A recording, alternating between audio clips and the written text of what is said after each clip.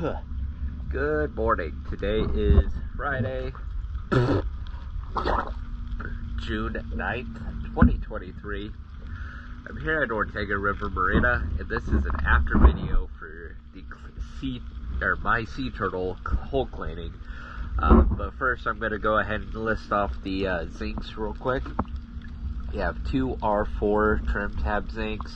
You have 1 large transom zinc, like really big. We'll get that in the video. And then there's 4 1 3/4 inch shaft zincs. So let's go ahead and check out the cleaning.